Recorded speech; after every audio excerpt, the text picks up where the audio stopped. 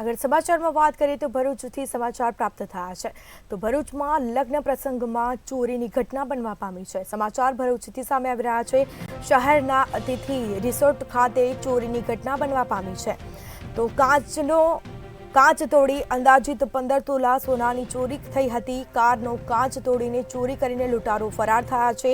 ગઠિયાઓએ સોનાની ચોરી કરી અને પલાયન થયા હતા તો અમદાવાદના સોની પરિવારની ગાડીની ચોરીનો આ બનાવ જેમાં ચોરીની ઘટના સમયે રિસોર્ટના સીસીટીવી બંધ હોવાનો ઘટસ્ફોટ થયો છે તો નબીપુર પોલીસ ઘટના સ્થળે પહોંચી અને વધુ તપાસ હાથ ધરી છે। તો સમાચાર ભરૂચથી પ્રાપ્ત થયા છે। ભરૂચમાં લગ્ન પ્રસંગમાં ચોરીની ઘટના બની છે જેમાં શહેરના અતિથિ રિસોર્ટ ખાતે ચોરીની ઘટના બનવા પામી છે તો કારનો કાચ તોડી અંદાજિત 15 તોલા સોનાની ચોરી કરીને લૂંટારુઓ ફરાર થયા છે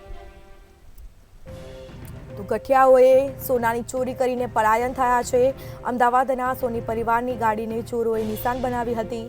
ચોરીની ઘટના સમયે રિસોર્ટના સીસીટીવી બંધ હોવાથી ઘટસ્ફોટ સર્જાયો છે તો નબીપુર પોલીસ ઘટના સ્થળ પર પહોંચી અને વધુ તપાસ હાથ ધરી છે। સમાચાર ભરૂચથી પ્રાપ્ત થયા છે। ભરૂચમાં ચોરીની ઘટના લગ્ન પ્રસંગમાં ચોરીની ઘટના બની છે તો લૂંટારુઓ સોનાની ચોરી કરીને ફરાર થયા હતા। મારું નામ મુકેશ સોની છે। હું અમદાવાદથી આવ્યો છું।